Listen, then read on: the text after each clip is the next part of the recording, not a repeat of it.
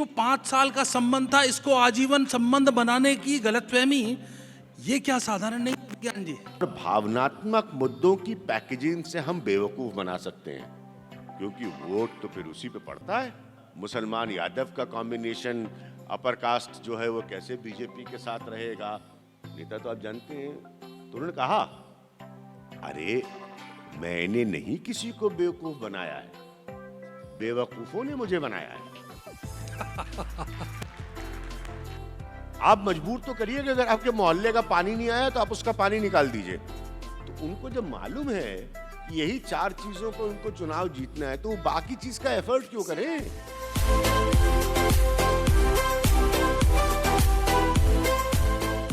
जो 5 साल का संबंध था इसको आजीवन संबंध बनाने की गलतफहमी, ये क्या साधारण नहीं है ज्ञान जी? मैंने शुरू में आपसे क्या कहा, नैरेटिव।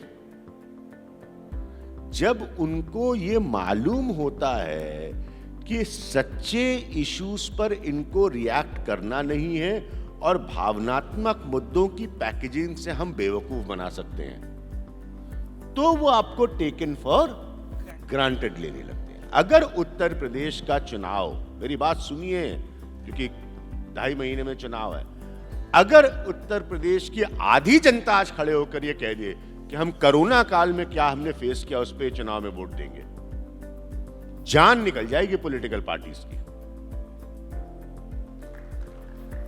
जान निकल के हाथ में आ जाएगी, क्योंकि लोगों की मौत हुई है।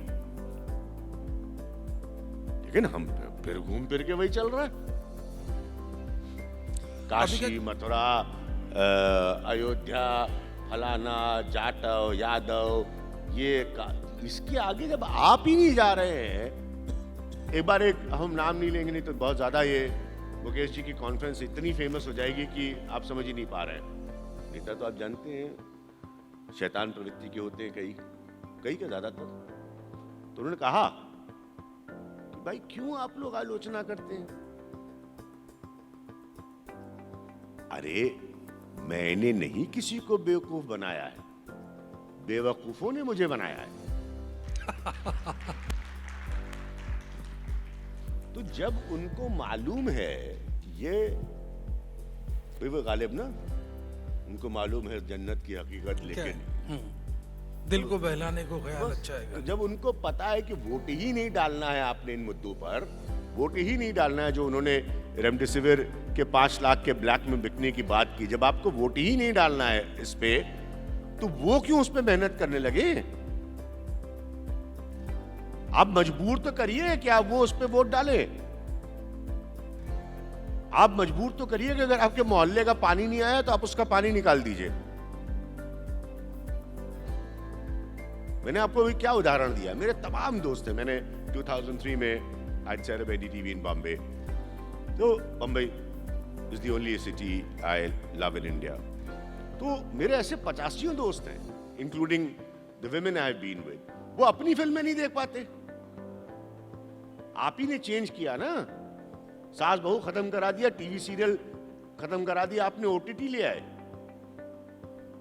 आप जिस दिन आप चाहेंगे आप परिवर्तन ले आएंगे, इसमें कोई दो राय नहीं रखिए। आपसे बड़ा, आपसे ताकतवर कोई नहीं है, लेकिन आप लाना चाहते ही नहीं है। तो उनको जब मालूम है कि यही 4 चीजों पर उनको चुनाव जीतना है, तो वो बाकी चीज का एफर्ट क्यों करें? अभिज्ञान जी, आपकी बात को सुन के एक बात तो तय है, और वैसे भी थोड़ा सा जो लोग राजनीति फॉलो करते हैं वो उस बात को समझते हैं कि अगर भारतीय राजनीति के मर्म को समझना है तो बस उत्तर प्रदेश को समझ लीजिए। अब चूंकि अभिज्ञान प्रकाश तो एक सद्धस्त पत्रकार हैं, तो इन्होंने इस मर्म को समझा, और इनकी जो आने वाली किताब है जिसका जिक्र कर रहे थे हार्पर कॉलिंस जो पब्लिश करने वाले हैं, वो किताब है लखनऊ टू लुटियंस। किताब किस बारे में है कि उत्तर प्रदेश से जैसा ताकतवर स्टेट जिसने कितने मंत्री, प्रधानमंत्री, किंग मेकर, पॉलिटिकल फिक्सर, दलाल क्या नहीं दे डाले, और फिर भी वो किसी भी नेशनल एवरेज में 10 के अंदर भी नहीं आता। क्यों नहीं आता? क्योंकि वोट तो फिर उसी पे पड़ता है। पश्चिमी यूपी में कौन सी जाति, जाट किसको वोट देगा, जाटव कहां जाएगा, मुसलमान यादव का कॉम्बिनेशन, अपर कास्ट जो है वो कैसे बीजेपी के साथ रहेगा, सब आप लोग खुद ही करते हैं। जैसे शादी के विज्ञापन आते हैं ना, मैट्रिमोनियल विज्ञापन आते हैं, तो उसमें कायस्थों का अलग है, अग्रवालों का अलग है, मित्तल्स का अलग है, तो खुद ये सब आप लोग करते हैं। और उसके बाद फिर जब फैशनेबल हो जाते हैं आप लोग, तो आप लोग फिर गाली देना चाहते हैं पॉलिटिशियन को, और मीडिया को तो वैसे ही देते हैं कि भाई, क्योंकि मीडिया तो हमें ही ये आप गाली दे सकते हैं, कोई प्रॉब्लम नहीं है, करते आप खुद ही है। मीडिया ब्रांडेड जोहराबाई हो गया है। मैंने ये बात कही थी एनसीपीए के एक बहुत बड़े कार्यक्रम में मुंबई में बहुत साल पहले। मैंने कहा पॉलिटिशियंस, एक जल्दी समय आने वाला है जहां पॉलिटिशियन से ज्यादा गाली पड़ेगी मीडिया को, और ऐसा सेलिब्रेशन होगा उस गाली का कि जो ज्यादा गाली खाएगा वो उसको सफलता समझ के टीवी पे नाचने लगेगा।